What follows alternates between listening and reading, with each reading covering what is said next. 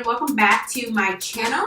So I'm here with a mini review on a product that I have been eyeing for a minute. When it first released, there were actually no shades in my color, so I was a little bummed about that. But they recently released deeper shades, and I went to my local Ulta and I was like, oh my god, they're in stock. The other product that I wish they really had, everybody raves about, the Shape Tape from Tarte, but it was out. I got the Tarte Hybrid Gel Foundation. I got the shade Deep Honey, and I've been super excited to try this one. It's literally a little bit more hydrating than other foundations, and I am severely dry, so I need as much hydration as possible. When I played with this, when they came out with the lighter skin tones, it just looked like it would give you plenty coverage.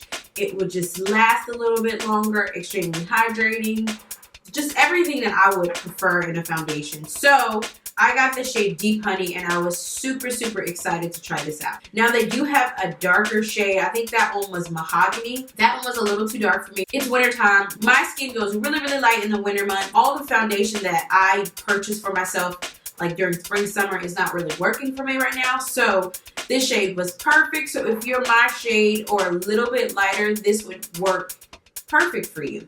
The consistency of this is extremely creamy. So if you're a little bit oily, I would not suggest this. Or if you're oily or halfway oily, I would not suggest this. Now, I will show you a try on of me actually putting this foundation on, and I will say that I was not feeling it because I felt like it just moved everywhere. So I guess I'll let you guys watch me actually trying this on so you can see my reaction.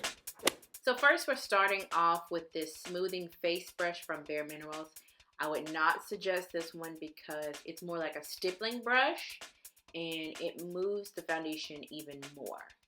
So as you can tell, you get plenty coverage from this foundation, but I wish I could have zoomed in closer. This foundation moved everywhere, and the majority of the time, it was only because of this brush.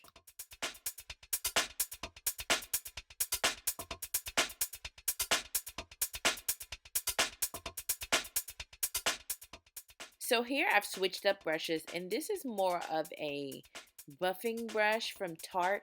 This came from the Tarte Holiday Collection, so I don't know exactly which brush this is, but this made the foundation go on a little bit smoother.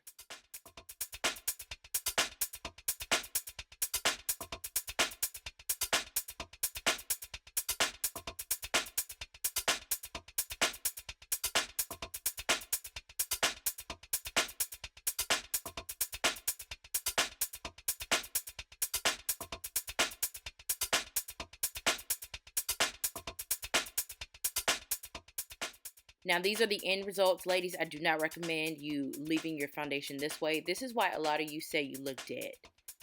Once I let it sit in and kind of settle, it actually went really nice. It's a really natural, nice finish. I added more because I prefer more of a fuller coverage with my foundation. So my overall impression of this foundation is it's not as pigmented as I expected it to be. Like, you literally have to put layers on top of layers on top of layers to get coverage. But if you're looking for something to just balance out the skin, one layer of this would be perfect. Now, don't get me wrong, I do like layering foundation. Like, I don't have an issue with layering my foundation because I am a makeup artist, and sometimes I want to be beat. But if you're one of those girls and you're looking at this and you're like, wow, this is really pigmented, all I need is one layer, this is not for you. It is extremely hydrating. I do want to wear this for the remainder of the day. I will say it moves a little bit, and one of my Tarte reps,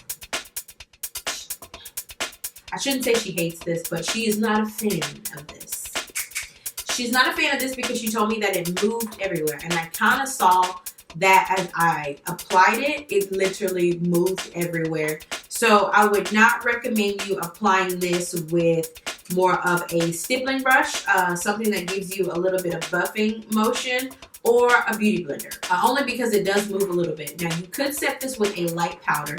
You don't want to set it with like a duo matte powder or full coverage powder because you'll lose the luminosity and the hydrating effect of it. So just a really sheer light powder to set this so it won't move.